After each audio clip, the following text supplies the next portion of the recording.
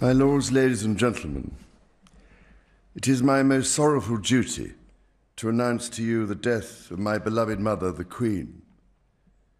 I know how deeply you, the entire nation, and I think I may say the whole world, sympathize with me in the irreparable loss we've all suffered. It is the greatest consolation to me to know of the sympathy expressed by so many to my sister and brothers, and that such overwhelming affection and support should be extended to our whole family in our loss. To all of us as a family, as to this kingdom and the wider family of nations of which it is a part, my mother gave an example of lifelong love and of selfless service. My mother's reign was unequaled in its duration, its dedication, and its devotion. Even as we grieve, we give thanks for this most faithful life. I am deeply aware of this great inheritance and of the duties and heavy responsibilities of sovereignty which have now passed to me. In taking up these responsibilities, I shall strive to follow the inspiring example I have been set in upholding constitutional government and to seek the peace, harmony, and prosperity of the peoples of these islands and of the Commonwealth realms and territories throughout the world.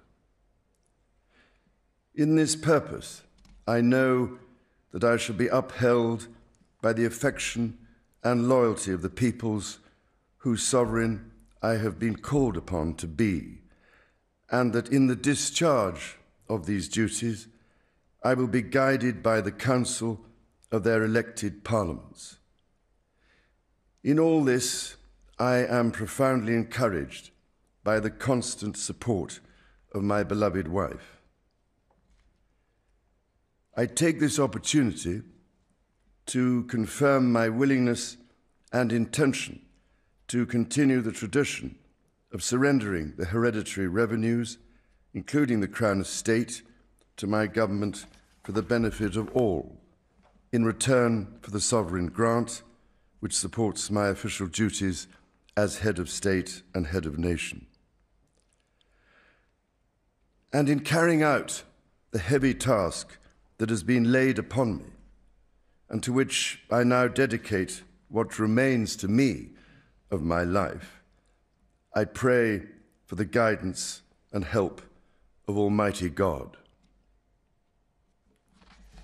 I have with humble duty to crave your Majesty's permission for the publication of your gracious speech. Approved. Concerning the security of the Church of Scotland.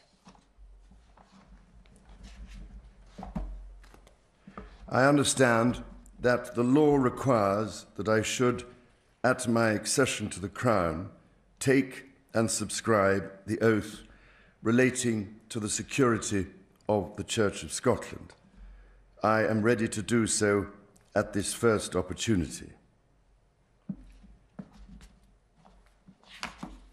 I, Charles III, by the grace of God of the United Kingdom of Great Britain and Northern Ireland, and of my other realms and territories, King, Defender of the Faith, do faithfully promise and swear that I shall inviolably maintain and preserve the settlement of the true Protestant religion as established by the laws made in Scotland in prosecution of the claim of right, and particularly by an act intituled An Act for Securing the Protestant Religion and Presbyterian Church Government, and by the acts passed in the Parliament of both kingdoms for union of the two kingdoms, together with the government, worship, discipline, rights and privileges of the Church of Scotland. So help me God.